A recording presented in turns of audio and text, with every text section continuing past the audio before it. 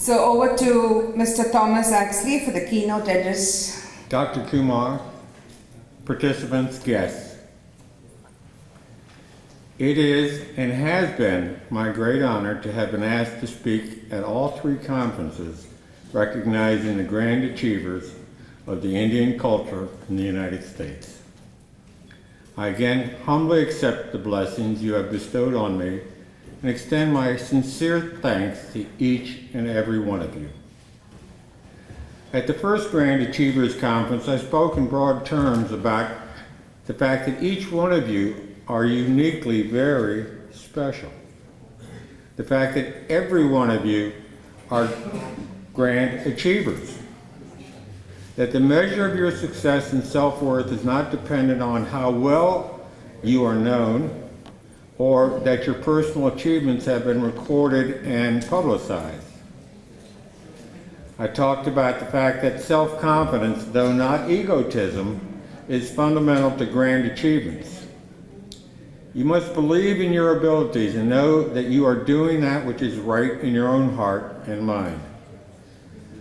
I also, at that belief, concluded with that each of you has the responsibility of encouraging the youth by instilling them with your positive attitude and values, and by letting the younger generation know that they too can be grand achievers.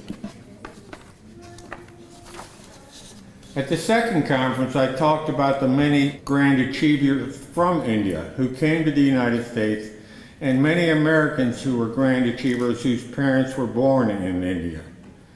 I talked about their achievements as scientists, as writers, as dancers, beautiful dancers.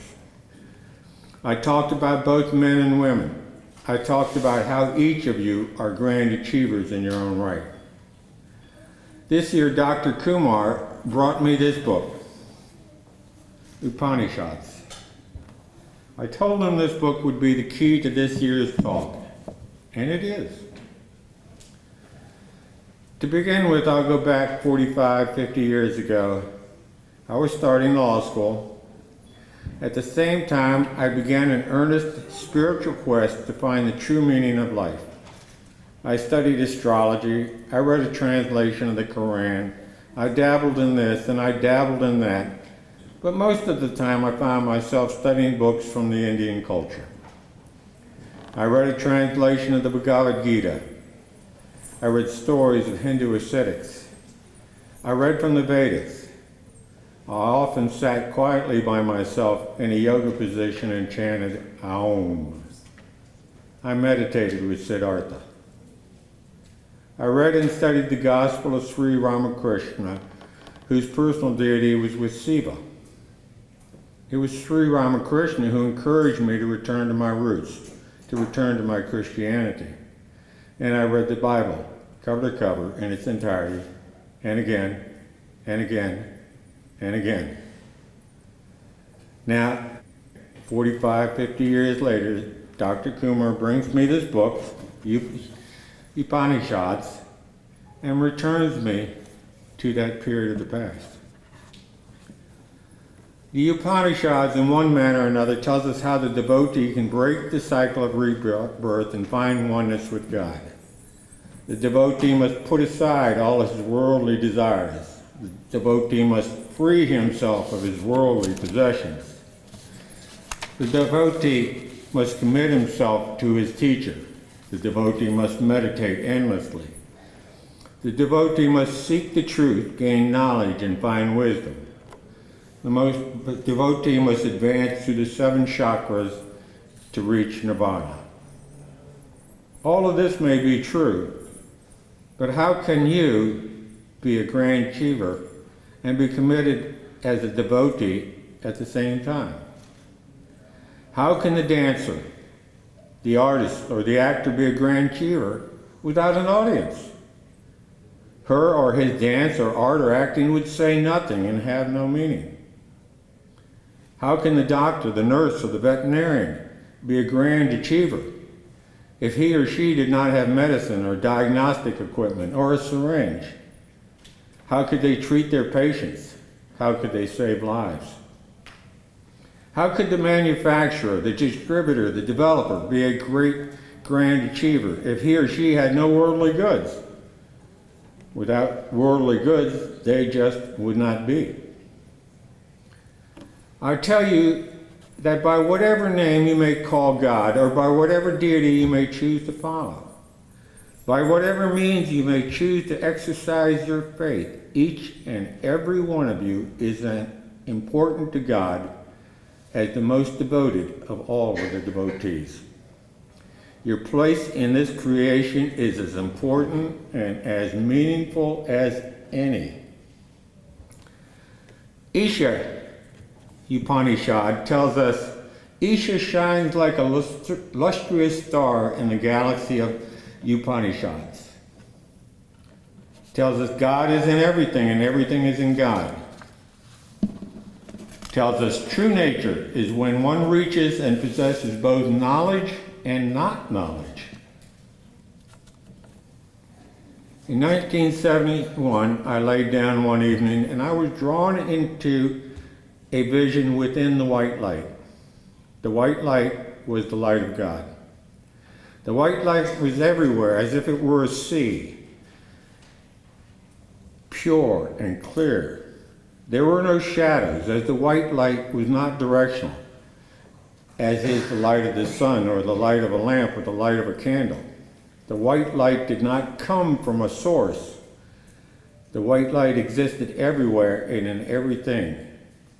Isha shines like a lustrous star. Within that light, an object would fade in and an object would fade out over and over again. A flower would fade in with all its color and the flower would fade out. A dog would fade in alive, though not barking, and the dog would fade out. A rock without distinction would fade in and the rock would fade out. Everything was in the light. Everything was of the light. God is in everything, and everything is in God. I was in the vision for a little over 8 hours. When I arose the next morning and left my little apartment unit, I noticed as if I walked that if I had been put on top of Mount Everest at that moment, you would have had to lower me to get me there. I knew I could not take but a small portion of my vision back with me. I had been one with the ocean, but upon my return, I was but a drop of water. One of the things I was able to bring back with me was the knowledge of the oneness of our earthly dichotomies. For us, light and dark are opposites. Yet in heaven, when light and darkness are merged, there is only light. An example of this principle can actually be experienced by us today. If we were to imagine shutting off all of the lights in this room with all of the doors closed and sealed off all the cracks, it would be pitch black. It would be totally dark. And then if we were to turn the lights back on, it would be light. So what happens when you put darkness and light together? You only get light. In heaven, this is true of all the dichotomies. Joy and pain, love and hate, peace and unrest, understanding and mistrust, good and evil are but some of the examples. In heaven, the differences of the earthly dichotomies are merged into oneness. As Isha tells us, in heaven there is only true knowledge, as both knowledge and not knowledge merge into one. Digressing for a second, an example I believe of knowledge and not knowledge is this is all reality. But at the same time, if you stop and think about it, not even for a nanosecond, everything is the same. Every atom is moving at the speed of light. Everything is changing immediately. There is nothing that stays the same, even for a nanosecond. So, what is the reality if it's all changing? So this reality is knowledge, and this reality is not knowledge. What does this all lead us to? Yes, the teaching of the elders are important to all of us.